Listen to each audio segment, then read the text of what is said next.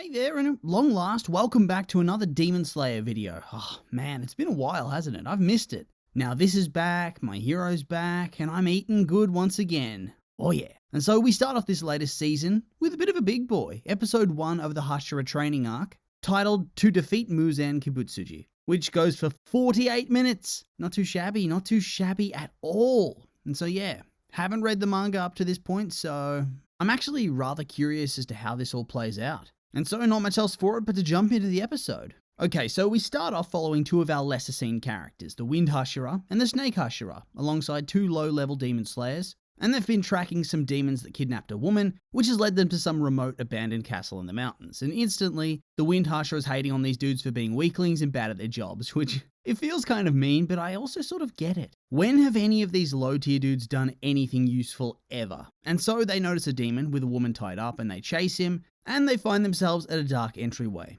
Pretty ominous. And instantly, I'm side-eyeing the two low-level hunters, because these dudes look primed for jump scare deaths that would be rather brutal, like the poor bastard that gets eaten by the pot demon last season.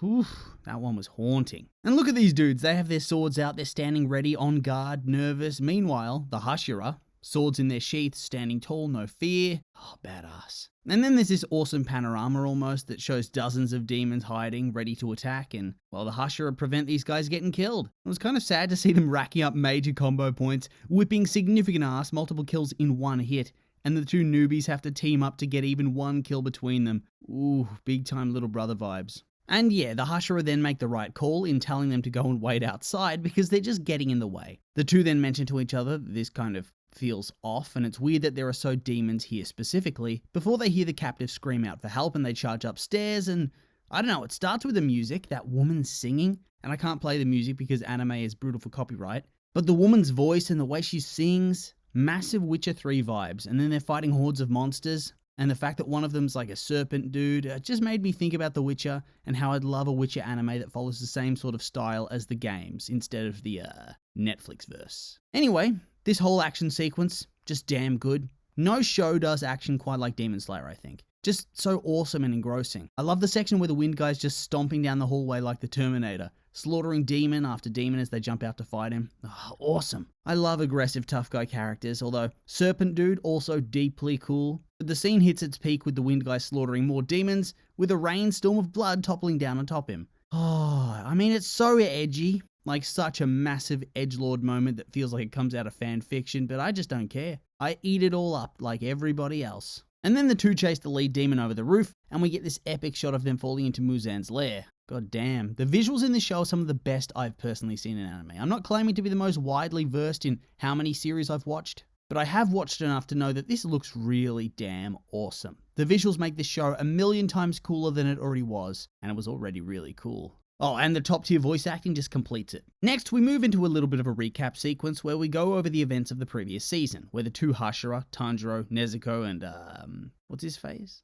Genya, defeated the upper ranks. We have this really peaceful and tranquil scene where Kanao, is that her name? She returns to the butterfly house before she talks to her master. And we get that recap just laying out the info for us, but also setting up key plot threads going forward. Now that there's been a demon that's capable of conquering the sun, Muzan's going to be sending all his forces to try to capture her. It's going to allow him to do the same. So they're just setting up that we're going to be getting some big time battle sequences at some point this season. Is this the final season? No, I don't think so, but actually, is it? Can't remember. We then continue with the recap with Tanjiro chilling with the random medical guy that always keeps his face covered. And as we finish with the recap, they just describe what happens with the Swordsmith village and tell us that the next day after the massacre, they got people buried and just left off to a brand new village of which they have several all hidden and empty just in case this happens.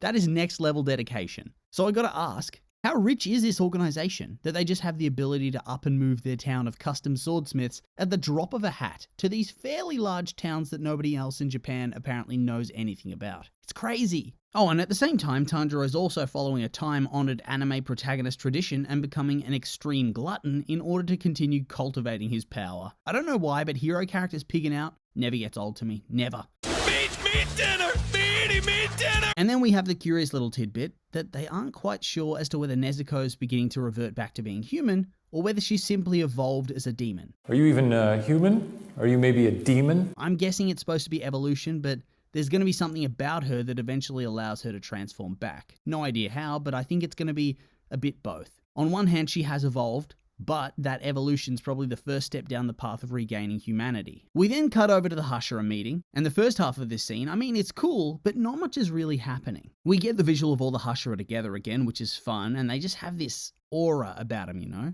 But we don't really learn anything other than the clear romantic pairing is the two most opposite characters. The cutesy, pink-haired, girly girl love Hashira, and the creepy-looking snake dude who wears a weird-looking bandage mask. But it's still an enjoyable scene. The relevant information and story, though, comes out in the second chunk of it, when the Master's wife and children appear, and we learn that the Master, well, he's pretty close to the end, and he's not going to be able to appear before them ever again, so... yeah, this guy's not making it to the end of the story. I'm thinking he goes out in a blaze of glory somehow. Don't know how, but he will. The dude has spent the entirety of the show's run being a bystander despite being the leader of the Demon Slayers. And so I think before all's said and done, he has to do something really important that gives the corpse a chance at winning. I mean, I could be dead wrong and he just coughs to death at some point, but I think that would be a little bit of an anticlimax. I mean, he's done nothing.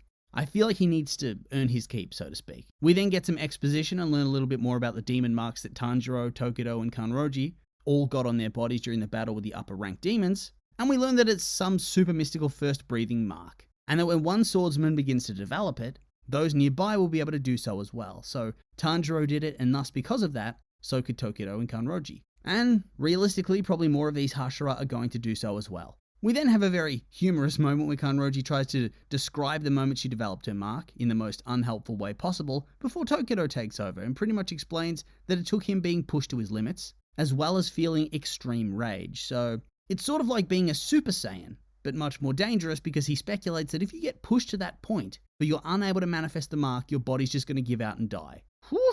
Anyway, before they end the meeting, they're also told that if you develop the mark, you will, without exception, blank. They don't reveal what blank is, but everybody's looking pretty grim and sad, and so it's very obvious to me that if you use it, something bad will happen. Probably you're going to start slowly dying. This show is so grim that it can only be something like that. Oh, do you want a superpower to help defeat evil, flesh-eating beasts with no kindness or empathy at all? Of course, but it's going to drain your life force and you'll die young.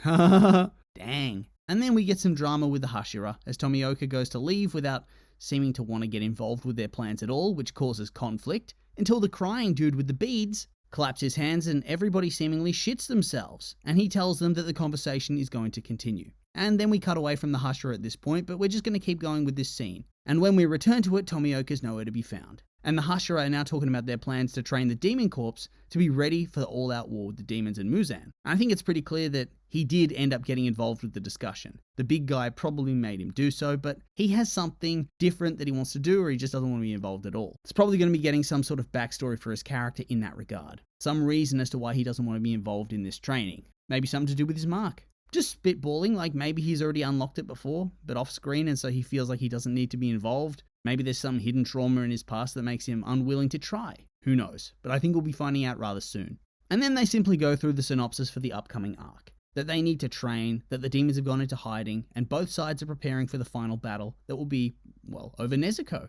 And we get even more hints that we're going to be seeing something from Tomioka very soon. And this plot-heavy stuff, it's just spaced out with some fun scenes back at the Butterfly House. They don't really push anything forward, but not everything needs to push something forward. Sometimes you need these extended sequences of calm and levity. You want to give the story time to breathe and inject some fun back into proceedings, and that's what this is. Tanjiro pigs out, Zenitsu returns, and he simps, and boy does he simp. He's just begging all the girls to tell him that they missed him. Before he sees Nezuko, hears her say welcome home to him, and he freaks out.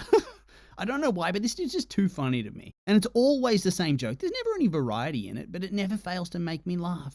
Is it the animation, the voice acting? I just don't know, but it's top tier whatever it is. And then the moment she says welcome home, Inosuke, now that is an all-timer moment. The animation, the voice shift, oh, you love to see it. And then the reveal that Inosuke has been teaching her to speak with an emphasis on learning his name and calling him the big boss. These people are genuinely insane. And speaking of crazy people, the Psycho Swordsmith makes his appearance and gives Tanjiro the sword, and manages to hold back most of his insane tendencies, until he has another meltdown about how Tanjiro's used his sword before it was ready, and so he's not really grateful for him saving him, but instead he's angry for him using it, because then he had to start again from step one of honing it, all the while recovering from his grievous injuries, so he's in agony and he's filled with rage. And honestly, I think it was a bit of a shame back last season when they revealed that this dude is an outlier in the village and that they aren't all this crazy, because it would have been fun for them all to have this meltdown all at once in the Swordsmith arc about Tanjiro's broken swords. And then you top off this funny scene with the reveal that Genya's been in bed next to them this entire time. And he's suffering. And then a screaming Inosuke bursts into the room through the window and just makes everything more chaotic.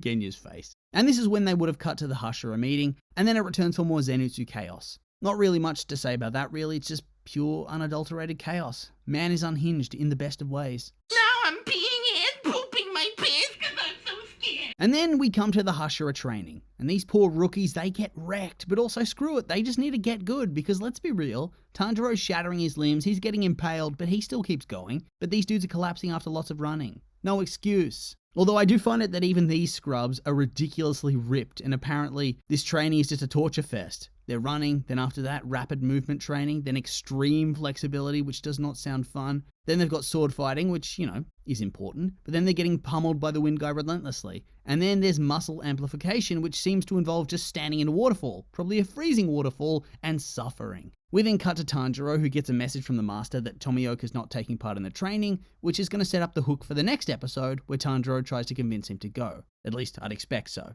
We also learn that the master is definitely dying. Jeez, look at him. I'll be shocked if he lives through this arc. And we get some actual emotion from his wife too. And this is sad. Isn't this guy only like 23 or something super young?